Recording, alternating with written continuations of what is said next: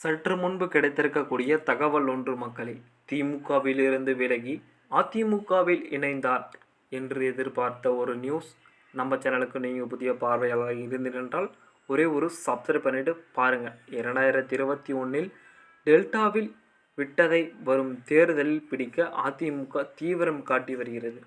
அதாவது 2021 டெல்டாவில் மட்டுமே தேர்தல் வித்தியாசமாக நடந்திருக்குன்ற மாதிரியும், அந்த தேர்தல் பிடிக்க முடியாத சூழலில் இப்போது நாங்கள் தான் பிடிக்க போகிறோம், அதாவது அதிமுக தான் இந்த வாட்டி 2026 இந்த தேர்தல் நாங்கள் தான் அப்படின்ற மாதிரி ஒரு கருத்து கணிப்பு வெளியாகி வருகிறது. அதன் ஒரு பகுதியோ மழை பாதிக்கப்பட்ட பகுதிகளை முதல் நபராக சென்று இபிஎஸ் பார்வையிட்டார் என அரசியல் நோக்கங்கள் கூறுகின்றன. இது உண்மையா பொய்யான்றது உங்களுக்கே தெரியும். என்னென்னு பார்த்தா, இதில் ஒரு பகுதி மழைக்கு பாதிக்கப்பட்ட பகுதிகளை முதற்கொண்டு இருக்கிறது. ஆனால் இபிஎஸ் போனதாக ஒரு சரித்திரம் கிடையாது. இருக்குது, அவர் போன இடம்லாம் அவருக்கு யூக்கலான பகுதிக்கு போகலை. அதாவது வீட்டில் தண்ணி போகுது அந்த மாதிரி இடத்துக்கெல்லாம் போல மேலோட்டமாக பார்த்து தான் இவர் இது மாதிரியான செயல்பட்டு நியூஸ்கள் பரவி கொண்டு வருகிறது.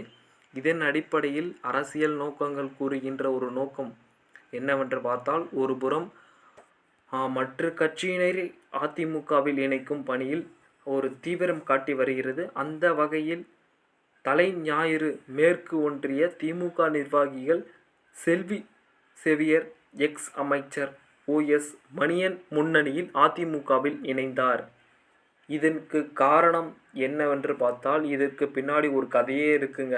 சொல்லணும்னு நினச்சா சொல்லிகிட்டே போகலாம். இந்த ஒரு சூழல் கட்டமாக எதற்கு திமுகவிலிருந்து அதாவது அதிமுகவுக்கு மாறுறாருன்னா அதில் ஒரு காரணம் இருக்குது. திமுகவில் கிடைக்காத பதவி அதிமுகவில் கிடைக்க போகுது அப்படின்ற மாதிரி இந்த ஒரு கருத்து கணிப்பாக வெளியே போய் கொண்டிருக்கிறது. நியூஸு நம்மளுக்கு அப்டேட்டாக வந்துட்டுருக்குங்க. நம்ம சேனலுக்கு நீங்கள் புதிய பார்வையாளர்களாக இருந்திருந்தால் சப்ஸ்கிரைப் பண்ணிவிட்டு சேனலை இணைந்திருங்க. நன்றி, வணக்கம். பொறுத்திருந்து பார்ப்போம்.